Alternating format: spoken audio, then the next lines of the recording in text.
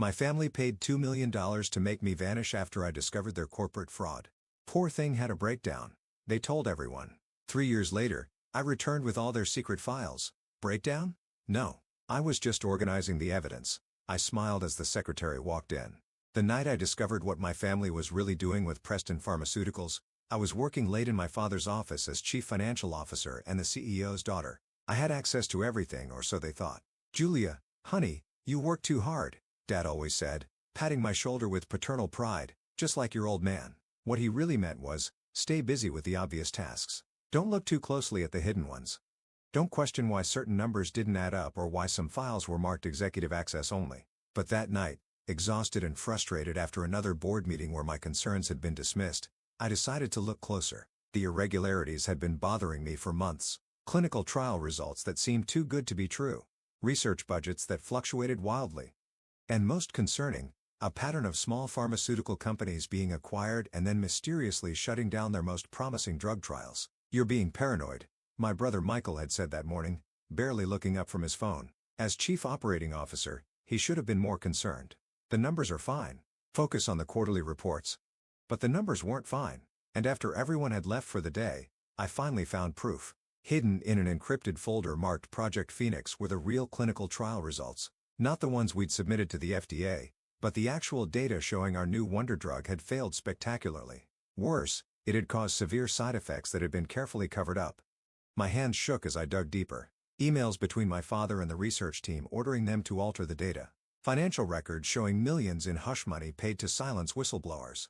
And most damning of all, proof that we've been deliberately acquiring and shutting down competing drugs that might have actually helped people. Preston Pharmaceuticals, my family's legacy for 3 generations, wasn't just committing fraud. They were actively suppressing life-saving medications to protect their market share. I was still copying files when my father's private line rang. The caller ID showed M. Chen, Martin Chen, our head of security. "Sir," Chen's voice echoed through the speaker. The system flagged unauthorized access to Project Phoenix files. My blood ran cold. I hadn't considered that the files might be monitored. "From where?" Dad's voice was sharp. "Your office computer, sir. Started about an hour ago." A pause. "Julia." "Yes, sir." "Should I?" "No. I'll handle it. But put the plan in motion, just in case." "The plan?" Something in his tone made me move faster, copying everything I could find onto an encrypted drive. I had just pulled the drive free when the office door opened.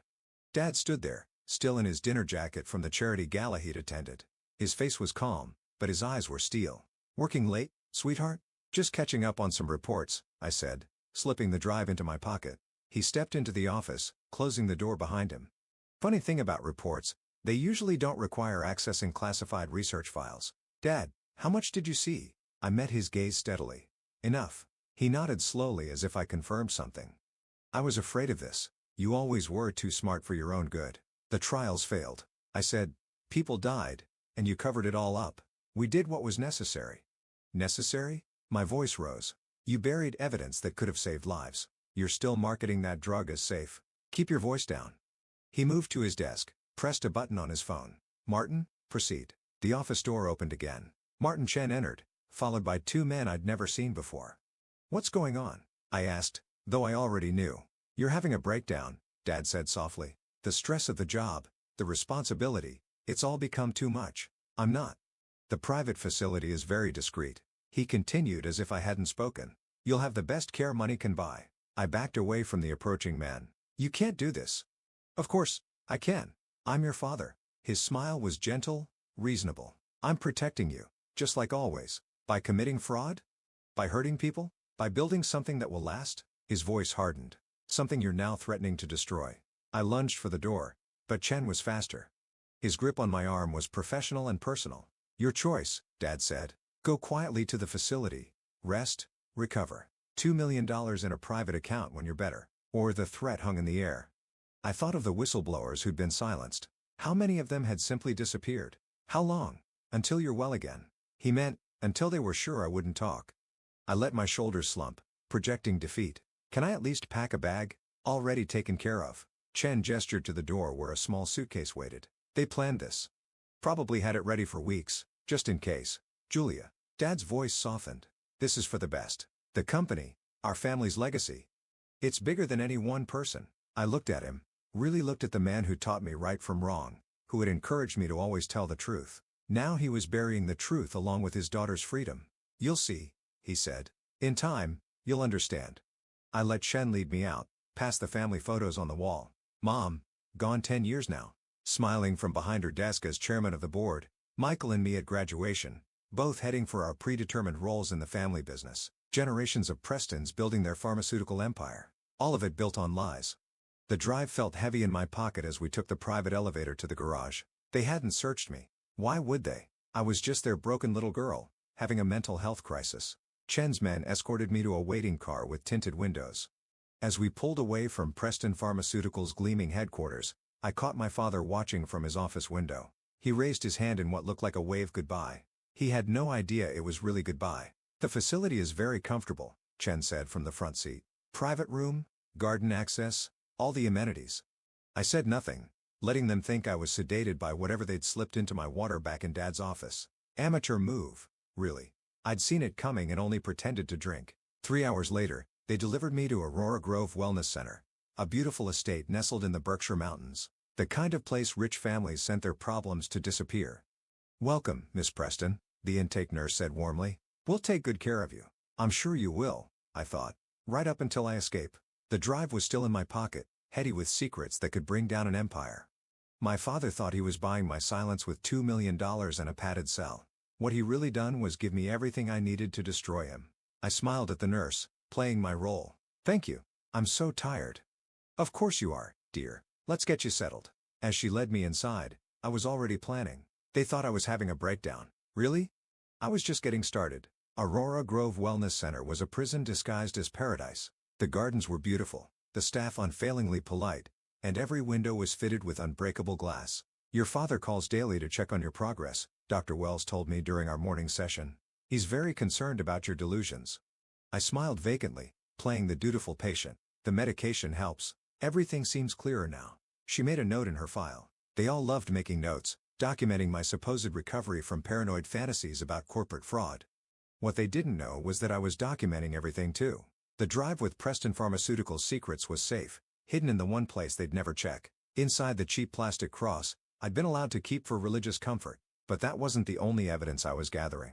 Every day, I added to my mental inventory of Aurora Grove staff rotations, security protocols, delivery schedules.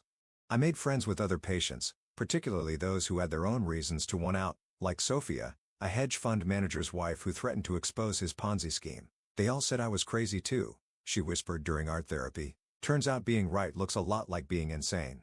Or Marcus, a former tech executive whose depression coincided with discovering his company's data mining operations. He taught me to hack the facility's supposedly secure Wi-Fi during our shared recreation time. "The best prison," he explained, "is one where the inmates think they deserve to be there." I also had an unexpected ally on the outside, Sarah Zhang, a junior researcher who'd worked on the failed drug trials. She'd reached out through a carefully encrypted email sent during one of my sanctioned internet sessions. "I saved copies too," she wrote, "and I know where the bodies are buried. Literally, in one case. Let me help." Slowly, methodically, I built my network and planned my escape. The facility's security was good, but it was designed to keep unstable patients in, not to stop a clear-headed woman with resources and determination. 3 months into my treatment, I made my move. It started with a fire alarm at 3 a.m. Not a real fire, just a clever bit of programming Marcus had planted in the system. As staff rushed to follow evacuation protocols, I slipped out through the kitchen delivery entrance. Using an ID card I'd carefully cloned during my volunteer work in the administrative office, a car was waiting, driven by Sarah, who'd taken a considerable risk coming in person. "Your father's security team checks on me weekly," she said as we sped away. "They have no idea I'm the one who first tipped you off about the trials." I changed clothes in the back seat, transforming from patient to professional. "Where are we going?" "Somewhere they'll never look for you." That somewhere turned out to be a small tech startup in Seattle run by Marcus's former protege. They needed a CFO who understood both finance and ethics. I needed a base of operations and legitimate income that couldn't be traced to Julia Preston. Emma Walsh was hired the next day. Her impeccable references and background, all carefully constructed by Marcus's network of disillusioned tech experts. "Your father's going crazy trying to find you," Sarah reported during one of our secure video calls. "He's hired private investigators, put pressure on local police. He really thinks you've had some kind of breakdown and wandered off." "What about Michael?" Your brother's been named interim CFO. She hesitated. He's pushing forward with new trials. More aggressive ones. My hands clenched. More cover-ups? Worse. They're testing on vulnerable populations. People who won't be missed if something goes wrong. I had to move carefully. Simply exposing the evidence wasn't enough. Preston Pharmaceuticals had too many friends in high places, too many ways to bury the truth. I needed to build an airtight case that not even their army of lawyers could dismantle. For 2 years, I lived as Emma Walsh, earning trust and respect in Seattle's tech community while quietly gathering more evidence. Sarah kept me updated on Preston Pharmaceuticals' activities, documenting every violation, every cover-up. Marcus, who'd engineered his own recovery and release, helped me establish secure communication channels with other whistleblowers, former employees, research subjects, family members of victims, all with pieces of the puzzle. Sophia, now free and divorced, used her financial expertise to trace the money trails, shell companies, offshore accounts, funds for bribes. It was all documented and verified. They're getting sloppy, she reported. Your brother doesn't have your head for numbers. He's leaving traces everywhere. The final piece came from an unexpected source, my mother's old assistant, now retired. She contacted me through Sarah, revealing that my mother had kept her own secret files before her convenient heart attack 10 years ago. She knew something was wrong with the trial data. The assistant said she was going to expose it all. Then suddenly she was dead. Natural causes, they said. But nothing about Preston Pharmaceuticals was natural. I received regular updates about my family from Sarah. Dad was showing signs of strain, drinking more, sleeping less. Michael was living large on company money, dating supermodels, making increasingly erratic decisions. They think they're invincible, Sarah said. The great Preston family, above the law. Everyone's invincible until they're not, I replied. By the 3rd year, my case was solid. Every piece of evidence verified, every witness prepared, every document authenticated. The SEC was quietly building their own investigation based on anonymous tips, and the FDA was reviewing the trial data with growing concern. It was time. I chose the annual shareholders meeting for my return. Dad always made it a big event. Hundreds of investors, media coverage, a celebration of Preston Pharmaceuticals' continued dominance of the industry. This year will be different. I stood in front of my hotel mirror, transforming back into Julia Preston. The Seattle tech executive disappeared, replaced by the prodigal daughter returned from her breakdown. My phone buzzed. Sarah? Security's been updated since you left. New protocols, new team. But not new enough, I said, thinking of the access codes Marcus had acquired. Is everything in place? SEC agents are standing by. FDA representatives too. And she paused. There's something else you should know about your mother's death. I gripped the phone tighter. What about it? I found her real autopsy report, the one that wasn't released to the press. Her voice was grim. Julia, it wasn't a heart attack. The toxicology showed. Tell me everything. I cut in. I want to know exactly what they did. As she talked, I felt the last traces of doubt or mercy fade away. This wasn't just about corporate fraud anymore. This was about murder, corruption, and a family that had lost its soul in pursuit of profit. Tomorrow, the Preston Empire would fall, and I would be there to watch it burn. I checked my reflection one final time. Professional suit, perfect makeup, not a hint of the past 3 years visible on my face. I looked exactly like the daughter they tried to erase, but I wasn't that woman anymore. That Julia Preston had died in a mountain facility 3 years ago. This Julia Preston was back for revenge, and she had receipts. Preston Pharmaceuticals' annual shareholders meeting was held in the grand ballroom of the Ritz-Carlton. 3 years ago, I would have been at the head table, reviewing quarterly reports and profit projections. Today, I watched from the lobby as investors filed in, all eager to hear about another record-breaking year, if they only knew what their money was really funding. SEC agents are in position, Sarah murmured through my earpiece. FDA representatives too. Just waiting for your signal. I checked my phone one last time. Everything was ready. The evidence organized, the witnesses prepared, the regulatory agencies standing by. 3 years of work culminating in the next hour. Any sign of security noticing me? I asked, adjusting my visitor's badge. Amazing what Marcus's hacking skills could accomplish. They're watching for Julia Preston, the mental patient, Sarah replied. Not Julia Preston, the corporate executive. Your father's been telling everyone you're in a facility in Switzerland. They're not even looking here. I smiled. Dad's cover story had actually helped me. Everyone was expecting a broken woman, not someone who'd spent 3 years building a case against her own family. The ballroom was packed when I slipped in. My father stood at the podium, silver-haired and imposing in his perfectly tailored suit. Michael sat to his right, scrolling through his phone with his usual bored expression. Preston Pharmaceuticals continues to lead the industry in innovative treatments, Dad was saying. Our latest drug trials show unprecedented success rates. I thought of the real trial data hidden in my encrypted files, the covered-up deaths, the falsified results. And now, he continued, I'm pleased to announce our newest initiative. Actually, I said, standing up in the middle of the crowd, I'd like to make an announcement first. The room fell silent. Dad squinted into the audience, not recognizing me at first. Then his face went pale. Julia? Hi, Dad. I started walking toward the podium. Miss me? Michael finally looked up from his phone. His eyes widened in shock. Security. Dad barked. But I was already moving. Before anyone does anything rash, I said loudly, you might want to turn on CNBC right now. Someone did. On the massive screens around the ballroom, the breaking news headline appeared. Perestuin, Pennsylvania Arma Cultic ALS, under federal investigation, SEC and FDA, raid, corporate, UORTERS. What is this? Michael demanded, standing up. What have you done? Me. I reached at the stage. I just organized the evidence. All those files you thought disappeared with me, they've spent the last 3 years being verified by federal investigators. Dad's hands gripped the podium. Julia, you're not well. You need help. That's your answer for everything, isn't it? I cut him off. Anyone who threatens your precious company must be crazy. Just like Mom was crazy when she discovered the truth about the trials. Your mother died of natural causes, he said quickly. Too quickly. I pulled out my phone, held it up. Actually, I have her real autopsy report. The one that shows lethal levels of your miracle drug in her system. The one that proves you murdered her when she threatened to expose you. The room erupted in chaos. Investors started shouting questions.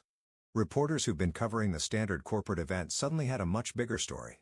You can't prove anything, Michael sneered, but his face had gone ashen. Can't I? I turned to address the crowd. For the past 3 years, I've been gathering evidence. Real clinical trial data. Financial records showing millions in bribes and hush money. Witness testimony from researchers, test subjects, even former executives. She's delusional. Dad tried, but his voice shook. Security? Remove her. Your security team is currently busy with federal agents. I smiled. And speaking of federal agents, right on cue, the ballroom doors opened. FBI agents poured in, followed by SEC investigators and FDA officials. William Preston, the lead agent announced, you're under arrest for securities fraud, conspiracy, and first-degree murder. Dad stared at me as they approached with handcuffs. Everything I did, he said quietly, was to protect this company. Our legacy. No, I replied. Everything you did was to protect your own power, even if it meant killing your wife, destroying your daughter, hurting countless innocent people. You'll regret this. Michael hissed as agents moved to arrest him too. You're nothing without this family. I watched as they let my father and brother away in handcuffs. The great Preston men, finally facing consequences. Sarah appeared at my side. Your mother's old assistant is here, ready to testify about what really happened 10 years ago. I nodded. Make sure she's protected. They still have friends who might try to silence her. The next few hours were a blur of federal interviews, press statements, and shocked shareholders trying to salvage their investments. Preston Pharmaceuticals stock was already in free fall. What happens now? Sarah asked as we watched agents box up evidence from Dad's office. Now? I picked up the family photo from his desk. Mom, Dad, Michael and me, all smiling for the camera. All pretending to be perfect. Now the truth comes out. All of it. Over the next few weeks, the Preston empire crumbled. The evidence was ironclad, the witnesses credible, the paper trail undeniable. Dad and Michael faced multiple life sentences. The company was placed under federal supervision. New management was brought in to salvage what could be saved. The toxic drugs were pulled from the market, and research began into actually helping people instead of just making profit. I testified at their trial, laying out every detail of their crimes. Dad never looked at me. Michael tried to cut a deal, offering to testify against our father, but the prosecutors didn't need him. They had everything they needed. The press called it the pharmaceutical scandal of the decade. Movies were optioned. Books were written. Everyone wanted to know how the Preston princess had brought down her own family's corrupt empire. But I wasn't interested in fame. I had a different mission now. 6 months after the arrests, I stood at my mother's grave. The official cause of death had been updated. Her murder finally acknowledged. I did it, Mom, I said softly. I finished what you started. Sarah joined me, carrying a stack of papers. The new board wants you to take over as CEO, she said. Help rebuild the company the right way. I considered it, the chance to transform Preston Pharmaceuticals into what it should have been all along. A company that actually helped people. On one condition, I said. We rename it after Mom. Sarah smiled. Catherine Pharmaceuticals does have a nice ring to it. I placed flowers on the grave, thinking about legacy and truth and the real meaning of family. Dad and Michael would spend the rest of their lives in prison, paying for their crimes. The corrupt empire they'd built had fallen, but something new could rise from the ashes. Something honest. Ready to get to work? Sarah asked. I took one last look at the grave, then turned toward the future. Always. 1 year later, I sat in the CEO's office, my office, reviewing the latest trial results. Real results this time, showing promise for treating previously incurable conditions. A news alert popped up on my computer. William Preston found dead in prison cell, apparent suicide. I closed the alert without reading it. The past was done. I had a company to run, people to help, wrongs to right. My phone buzzed. A text from Marcus. Your father left a letter for you. Burn it, I replied. Some chapters needed to stay closed. Catherine Pharmaceuticals was thriving, its stock price recovering as investors recognized our commitment to ethical research and development. The same drive for excellence that had corrupted my father was now being used to save lives. Sarah knocked on my door. Ready for the board meeting? I gathered my papers, straightened my jacket, and stood up. The family portrait that once dominated this office was gone, replaced by my mother's medical school graduation photo. She was smiling, full of hope and purpose, just like I was now. Ready? I said. The Preston legacy was dead, but something better had taken its place. Sometimes the best revenge isn't just exposing the truth. It's building something true from the ruins of lies.